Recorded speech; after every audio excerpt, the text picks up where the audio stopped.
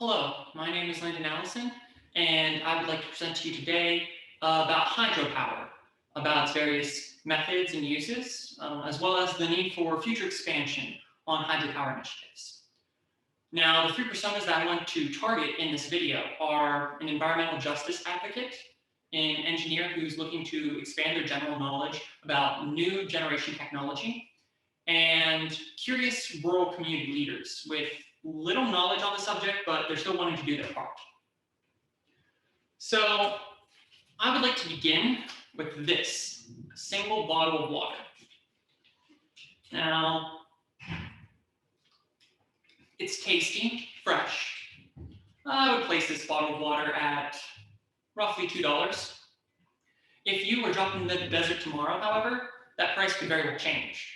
If I wait a few days before I approach you with the water, you might be willing to give me your whole wallet just for this. So what does that have to do with what I want to talk about today? Well, you see, value is important. One of the modern goods that we have determined to be pretty valuable is electricity. Almost everything in our lives is touched by our species' ability to harness this element. And what brings things full circle is what if I told you that this could produce that vital ingredient to modern society. It could power the lights in this room. It could power the technology that I'm using to record this video. It could power the technology that you're using to watch it. It could be a fuel for the very implements we rely upon today. So, what if I told you that it could also stave off a looming threat to our collective futures just by its use? Suddenly, we seem a lot more like the man in the desert, willing to give all he has for that bottle of water. Let's examine that a little bit more. So, I propose that hydropower is the fuel of the future. I say it's the fuel of the future because a lot of the fuels that we use nowadays are actively harming the very world we rely upon. I'm thinking of all the non-renewable resources.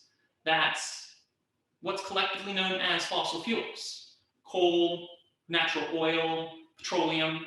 All of these can harm and have harmed the environments that all life relies upon. So I would like to talk about renewable energy sources. These are obviously the opposite of non-renewable energy sources.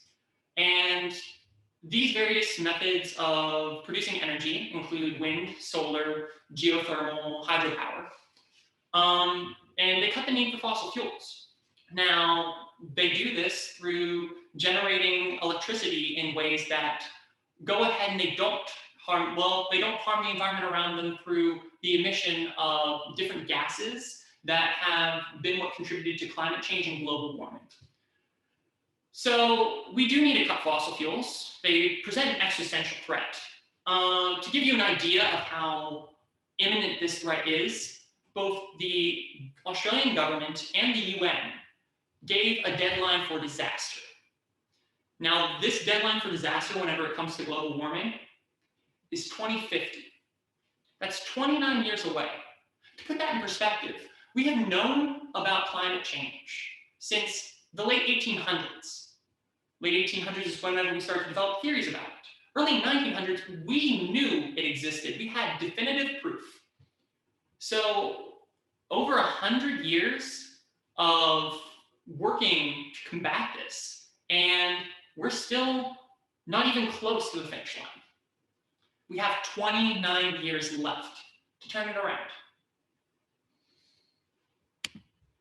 So there are many different uses of hydropower, many different methods through which it can be generated. One of those methods is run-of-the-river hydropower.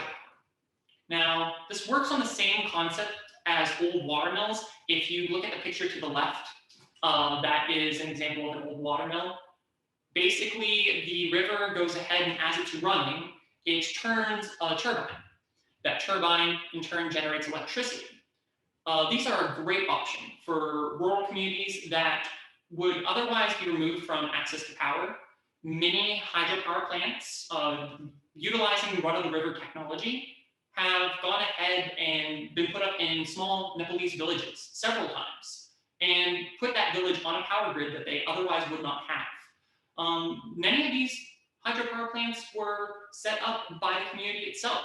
These are not complicated pieces of technology. There are also larger ways to use run-of-the-river technology. The Nepalese government is actually shutting down their micro hydro plants in order to go ahead and favor a larger government-run hydropower plant that uses run-of-the-river technology, and it would fuel 25% of Nepal's electricity needs. So run-of-the-river power is more general, simple generation of electricity through utilizing rivers. Now you then have pumped storage power. Pumped storage power works more like a battery. Basically what happens is you have several intermittent resources that don't generate any gases that harm the environment. Think of solar and wind power. Basically they go ahead and solar power only generates power during the day, and wind power only generates power whenever it's windy out to run the turbines. But the problem with these sources of power is that since they are intermittent, since there are times when they're shut down, they aren't a reliable source of electricity. So to kind of combat this in a way that also does not generate any gases in the environment, you can go ahead and use the power from those sources to run a pump. You run a pump to get water to a higher elevation, some sort of reservoir that is higher up. Then whenever you need that energy later on, whenever it's night, whenever it's calm out, you can let that water run back down using gravity. And that allows the water to turn a turbine. Dam storage power can run on a similar concept, except for there's no active pumping of water.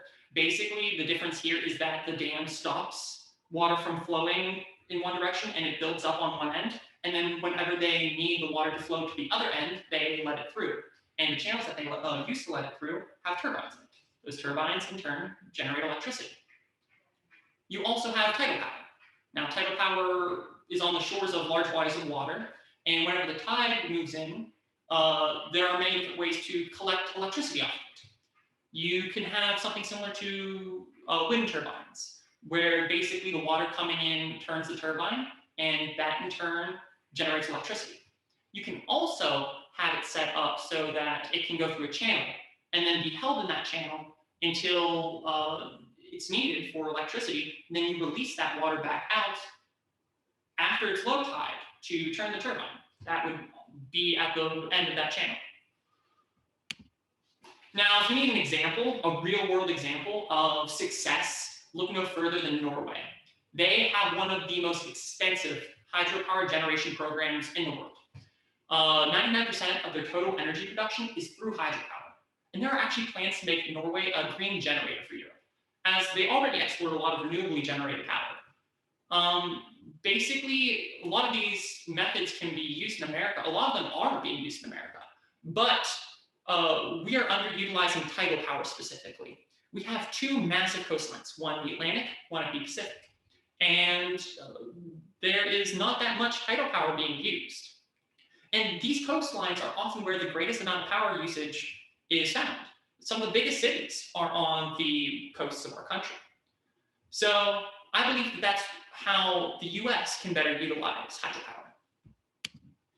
In conclusion, I think we can reach towards a cleaner, clearer future. One where we do not have to give up many of our tools and structures that we have come to rely upon, but instead just alter them. The way we are heading now is unsustainable, with fossil fuels clouding our atmosphere and burning our planet. But there is another path, one that uses resources we do already have access to in order to maintain our current living standards. This bottle of water has immense potential, and humanity is currently wandering through the desert. We have not yet reached the point of no return, but we are precariously close. I say we take the bottle. What would it cost us? Not $2, not even our whole wallets. It would just take our time and interest. And if we invest our efforts in a cleaner tomorrow, one that can be led by hydropower, we are securing that tomorrow for ourselves, our children, and our children's children. Thank you very much.